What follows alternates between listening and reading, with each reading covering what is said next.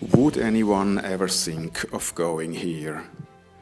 Everywhere forest, deserted loneliness, one can hardly orient oneself.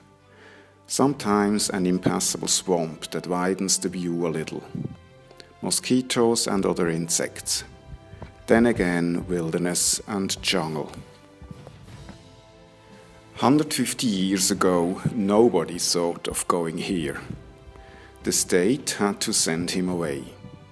Engineer Johan Conrad Lear, vice director of the Helsinki Mint, was sent by the Finnish government in 1868 to see if there was anything useful for the state in this far north of Lapland.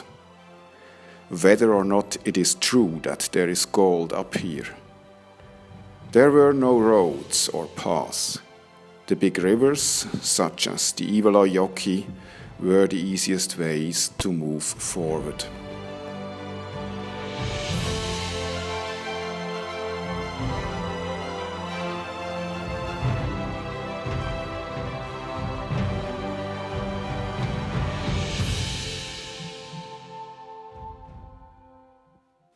The state expedition explored whole Lapland. Being on the return trip, they reached a place where the river flows between steep and rocky banks.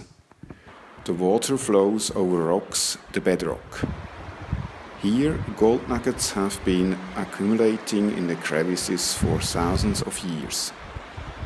It was here that Johan Conrad Lear found Finnish California 150 years ago and triggered the Ivalojoki gold rush of 1870–74. In 1870, the Finnish state built the Kultala Crown Station to control the claim licenses and maintain its share of the gold. Up to 600 gold prospectors rushed in during the following years. They dug out up to 50 kilograms of gold per year. I hiked 4 hours through the lonely woodland. Now I enjoy a drink on the banks of the Ivalojoki, right next to the old sauna of Kultala. The old buildings are renovated. One of them serves as a wilderness cabin where I spend my night.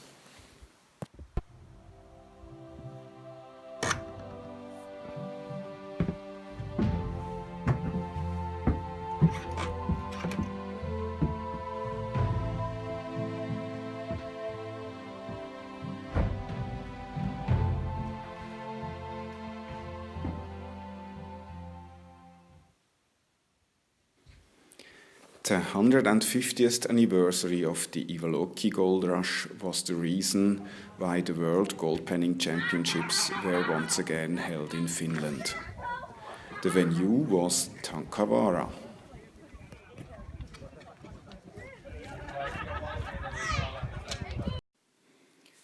And the World Goldpanning Championship in Finland was my reason to travel to Finland again after a long time. I have very special memories of Finland. Here I took part in a World Goldpanning Championship for the first time. It was in 1981. My parents especially traveled with me to Scandinavia. We did a round trip of 3 weeks by car. How easy and almost idyllic Goldpanning World Championships were back then. Tankavaara is about 50 kilometers from Ivalojoki Kultala. It is located directly along the national road crossing Lapland north to south. It was founded in the 1970s as a gold village for tourists. Today there is a large gold museum. Behind the gold museum there are marked hiking trails, where you can admire the beauties of the northern Finnish landscape. You can reach the Pikku Tankavaara, approximately 400 meters above sea level, on a small tour of only 1 hour. Just 100 meters higher up, you enjoy a beautiful view.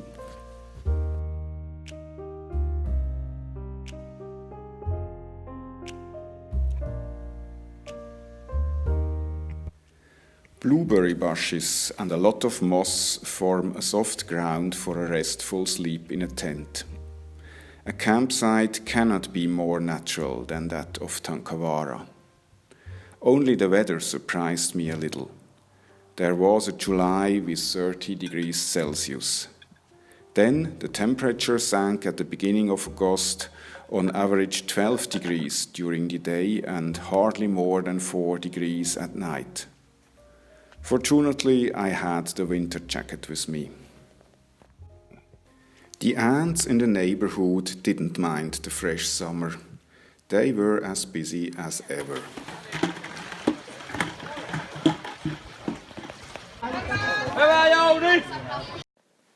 On the competition ground right nearby, goldpanners are busy as well. Peter Grubenmann and I take part in the Finnish championship as a pre-World Championship training. And Peter is already celebrating his first success.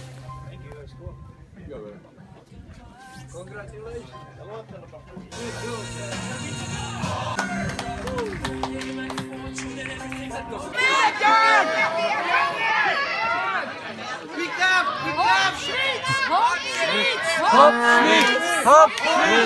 Cesar Castaño, 24, pen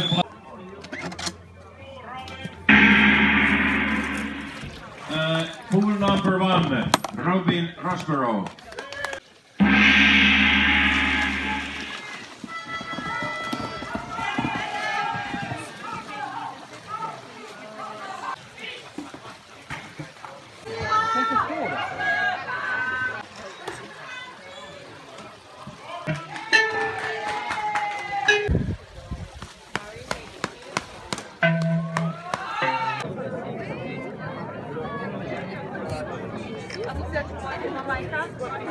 Unfortunately, the Swiss team is less successful at the World Goldpanning Championships.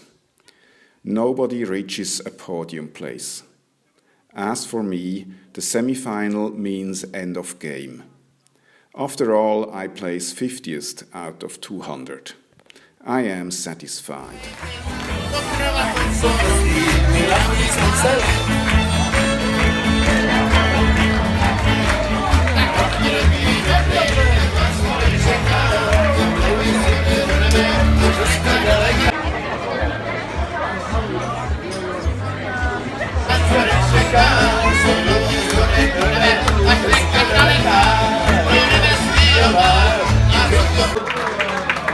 I think from WGA and goldpanners in the world, we're gonna show Tom, Veronica and our Vice President of WGA, Irka, we're going to give you a commitment.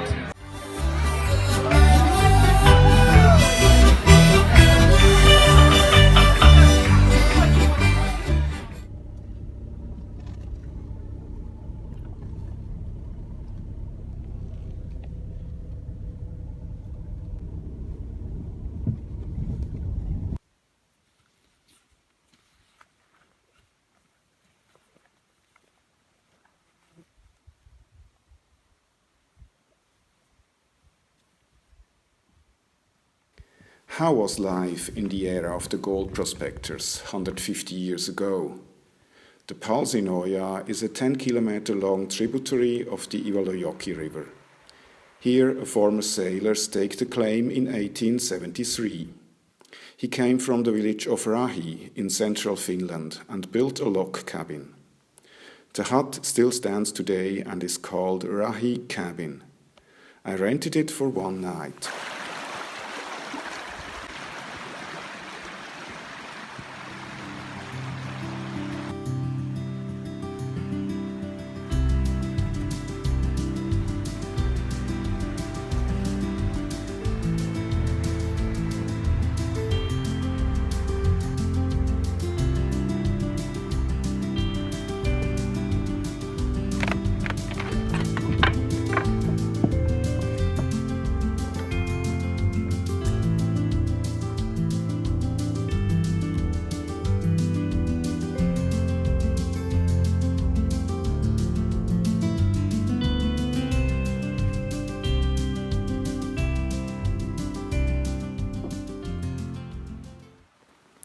More than 2 kilograms of gold were found by the gold prospectors from Rahee in the summer of 1873.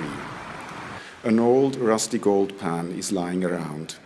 I quickly find some gold flakes out of the bedrock.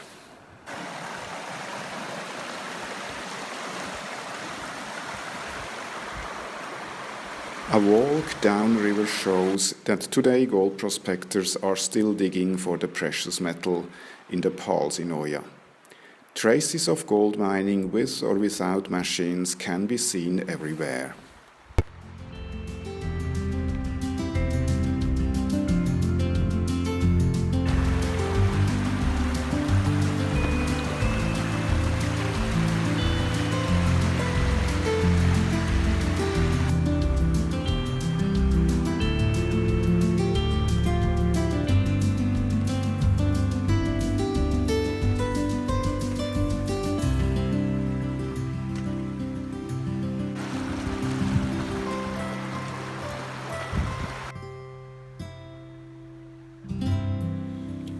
Back at the cabin, I admire the beauty of the omnipresent lichens. And then I do what is usually done around a log cabin. In the meantime, twilight changes into a midsummer night.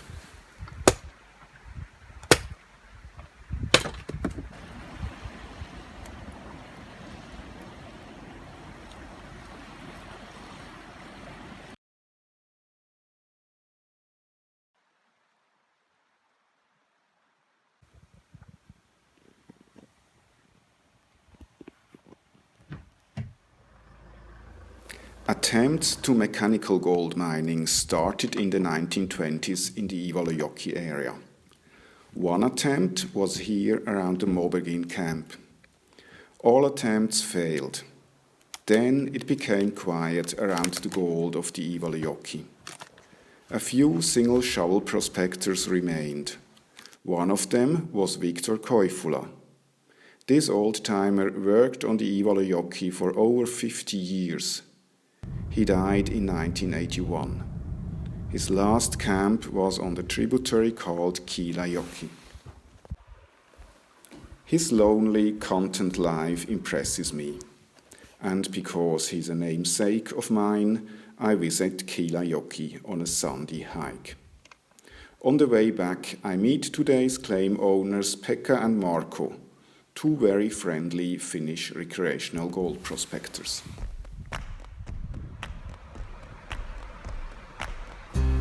In September 1945, the Ranttila brothers discovered gold in Morgamoja, a tributary of the Lemmenjoki-River.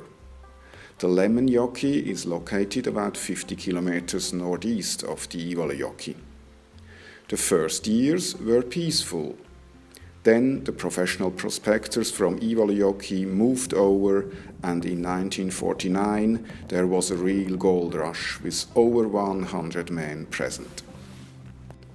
The Lemmenjoki area has been a national park since 1956, the largest in Finland. Access is only possible by boat, even for today's gold prospectors. Their quads are ready near the pier.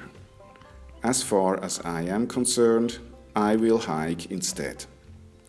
At least I can't get lost on these wide quad trails. I am glad I brought warm and windproof clothes. The pine forest changes into light birch forest in higher altitudes. Then there are treeless hills. Unfortunately, the famous Lemmenjoki fog surrounds me all the 3 days I stay here. My accommodation for the next 2 nights is the Morgamoja log cabin. It was built in 1949 because rich gold finds were made here. In the afternoon, I start hiking to the memories of the old Lemmenjoki shovel prospectors. Until the 90s, they lived from shoveling for gold with their sloughs. Nipa Rauhala, one of the founders of Tankavaara, lived at Lemmenjoki until 1983. His cabin is my destination. It lies about an hour's walk from Morgamoja. On the way, I meet abandoned cabins of other shovel gold prospectors, Jaakko Kangasniemi and Kari Merenluoto. Gold nuggets of over 100 grams were found in the 1950s here at Pusku and Ruitu Creek.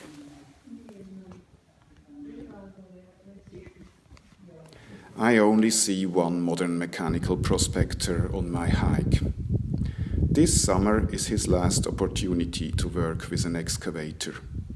Mechanical prospecting will be banned from Lemmenjoki starting in 2020. The track narrows and suddenly I stand in front of Nippa Raumala's cabin, which has been abandoned for 40 years. Nippa left behind a lot of rusty shovels, cans and empty bottles. These are the memories of the 1960s. It was the time before Tankavaara, when tourists got an insight into gold prospecting here.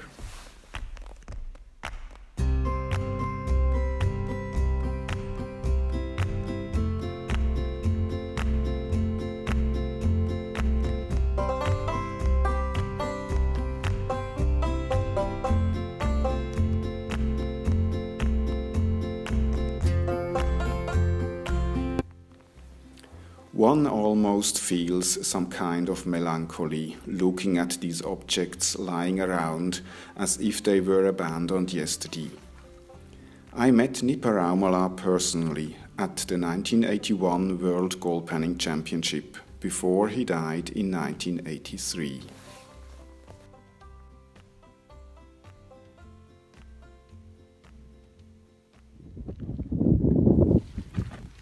The Lemmenjoki fog lies really dense the next day. Thanks to GPS, I start my hike of 16 kilometers.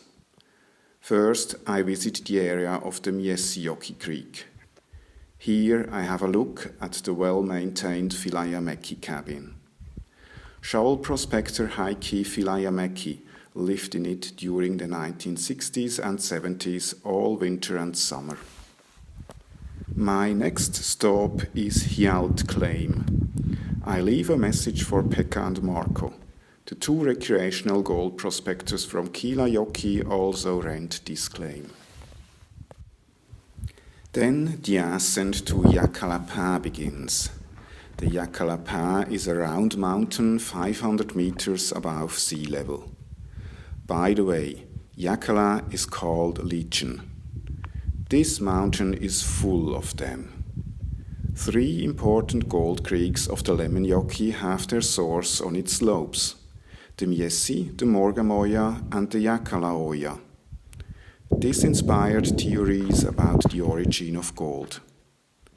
In the 1950s, an airstrip was built on the summit.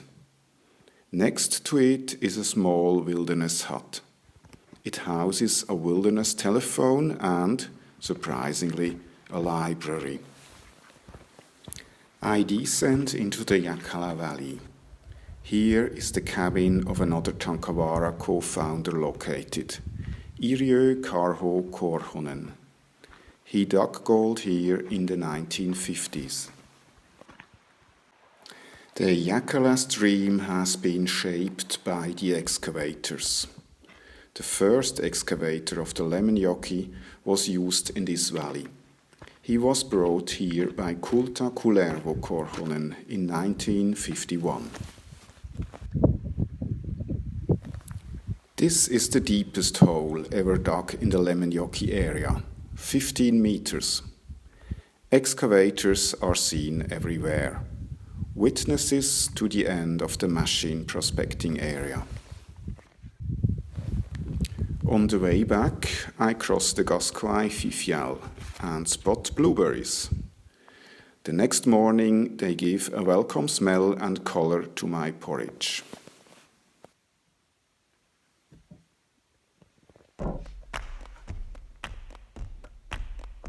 It's not evening yet, and I want to heat up the sauna after this 5-hour hike. So, first job, chopping wood. In Morgamoja, pre-chopped wood is provided. I only have to prepare firewood.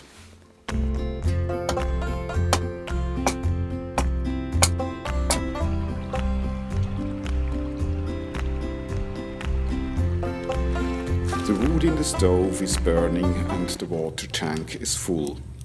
The sauna takes 1.5 hours until the water in the tank boils and the room is nice and hot. After a few sauna sessions and cooling down in the creek, hot and cold water is mixed. Because original Finnish sauna means also a lot of water. Body washing is done directly in the sauna.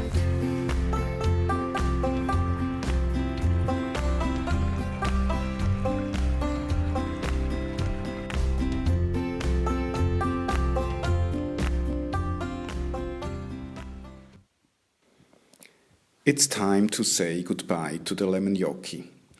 I meet one of the Lemmenjoki's last semi-professional gold prospectors on the boat. As a shovel prospector, he should find 3 grams of gold per day in order to live on it. He has not been finding that amount anymore within the last years. I guess gold prospecting in Lapland has no future anymore, except as a recreational activity, for example on the claims of the Gold Prospectors Association of Finnish Lapland. One of their claims lies on the banks of the Palsinoja.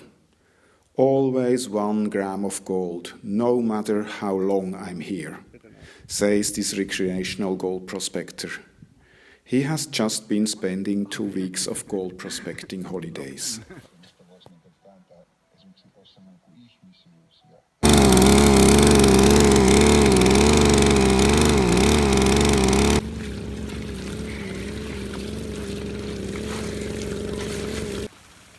I meet the recreational gold prospectors of Lapland everywhere.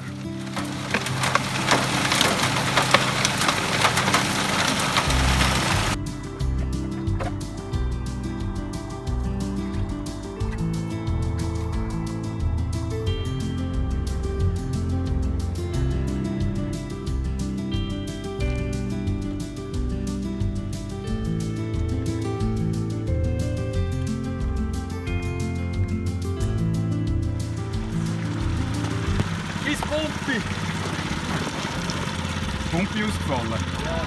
Ah, ja.